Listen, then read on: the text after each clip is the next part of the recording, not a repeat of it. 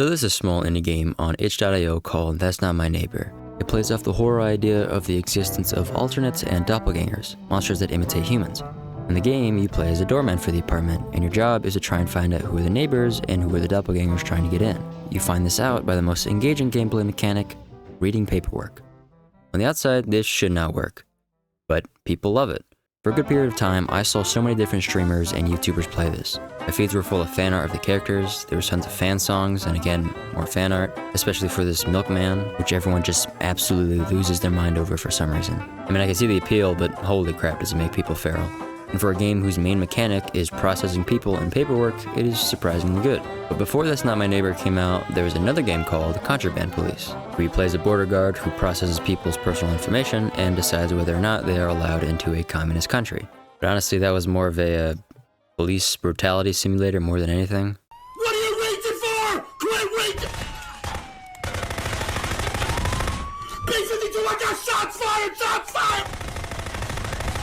Show me your hands! Okay, but before Contraband Police, there was another game where you played as a border guard who processes people's personal information and decides whether or not they're allowed into a communist country called... Just give it a minute.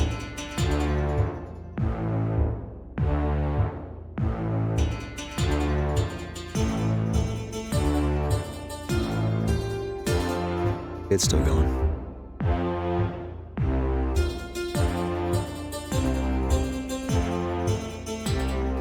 We done? We good?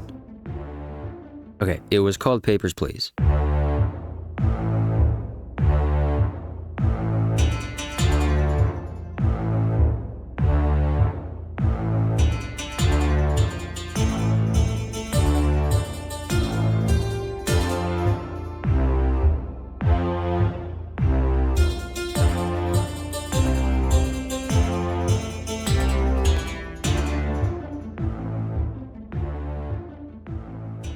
Papers, Please, released August 8th, 2013, made by one Lucas Pope, is a game about running a border checkpoint in the dystopian country of Arstotzka. Mind you, I don't know if I'm pronouncing that right because not only is it a fictional country, but because there's also no voice acting in this game.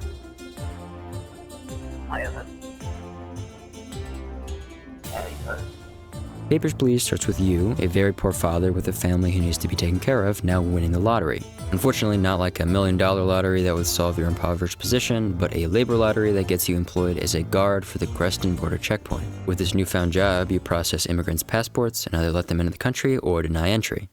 Unlike That's Not My Neighbor, this game is a lot more bleak and depressing. The dystopian setting and situation characters find themselves in can be very realistic or dark. The characters aren't a colorful cast, they're simply people trying to escape their country or find a better life in Arstotzka. The characters aren't exactly, I guess, fan-artable, except for maybe a few people. There's no milkman in Papers, Please, unfortunately, just sad, tired, and/or angry immigrants trying to get by, with only you and the rules and regulation book preventing them from getting into the country. See, despite the countries in this game being fake, there's still a lot of influences from the real world.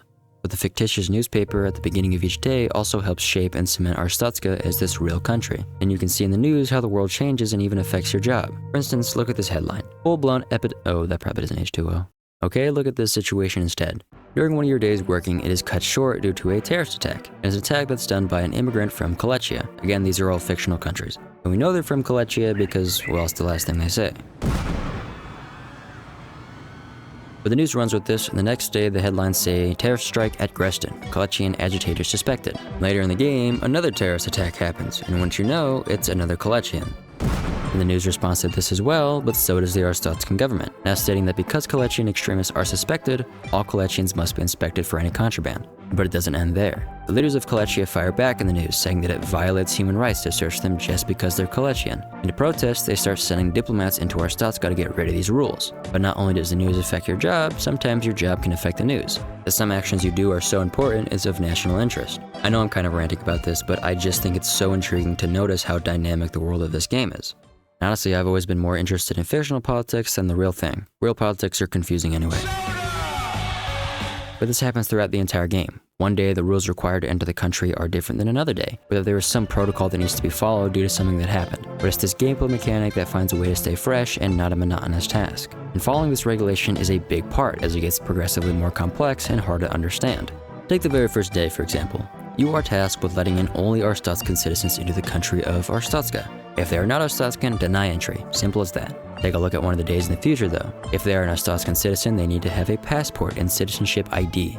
If they are an immigrant, the requirements are slightly different and definitely not biased at all, as they are required to have a passport, an entry permit specifying purpose of entering the country and duration planned on staying, an ID supplement with accurate description of both physical appearance, height, weight, and their thumbprint. They must have a polio certificate with proof of polio vaccination that is not older than 3 years. If they plan to work, they need to have a work pass. If they are a diplomat, they must have diplomatic authorization. If they are fleeing the country and seeking asylum, that's a whole other document entirely, which requires you to check their fingerprints to make sure they are who they say they are. If you need to deny entry, you also have to provide a reason stamp, and if you don't, you get a citation, even if you are correct, simply because you didn't add this stupid blue stamp, which is so fucked. You must check if all documents are up to date. All documents have the proper seal. All documents are carefully inspected for forgery, and if any incorrect information is found on them. If any of this looks suspicious, you have the duty of detaining them. Or if they are wanted criminal, you also need to detain them. And you have to deal with all of that while also dealing with the disgruntled immigrants trying to get into the country, bomb threats, and terrorist attacks happening just outside of your checkpoint. And once you have done all of that, you can then decide whether or not that one person is applicable to enter the country.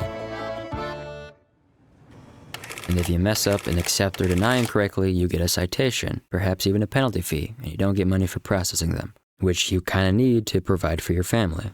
If that was a lot of information, that's kind of what this whole game is about. It's having the skill to scan through a vast amount of data and being able to find discrepancies to successfully run this checkpoint. It's surprisingly fun, and not just some chore to do. Like, I had the attention span of a goldfish, and I played this whole game in one sitting because I enjoyed it. And there's something extremely satisfying about getting really good at it too. Being able to take one glance at everything and immediately spot if something's wrong. While it is just a small indie pixel game, it was definitely very influential as seen from the things that inspired it. Not only does it have its own short film, which is also on Steam, but it's even been referenced in the AAA game Uncharted 4. Sorry. Yeah, that to look forward to when we get back to the States. Could be worse. Could be Arstotzka. Oh, don't even remind me. So even if I can't convince you to play a game about sifting through paperwork and a game that advertises itself as a document thriller, its influences are still prominent. Papers, Please may seem like a bureaucratic nightmare, but its depth and replayability is pretty big as well. It has an unexpected amount of character moments, even if most characters are just pixels. Like, I know they're just pixels, but this is adorable. There's a lot more choices you can make and freedom you have than you may think. Because while some immigrants don't have the requirements to enter the country, that doesn't mean you still can't let them in out of the kindness of your heart, even if it may cost you. And there's nothing stopping you from taking bribes or committing illegal activities either. You need to do what you need to do to save yourself and your family. There's a lot of moral decisions you have to make. And there's so many choices that there's 20 endings, each morally unique and different from the last. So depending on what kind of person you are or how dutifully you plan to work, who knows what ending you may get. Maybe you earn money to save your family. Maybe you flee the country to save yourself. Maybe you get arrested before you can save anyone. Maybe you help a small rebellion uprising to fight the government. Or maybe you work hard as an inspector for the glory of Arstotzka.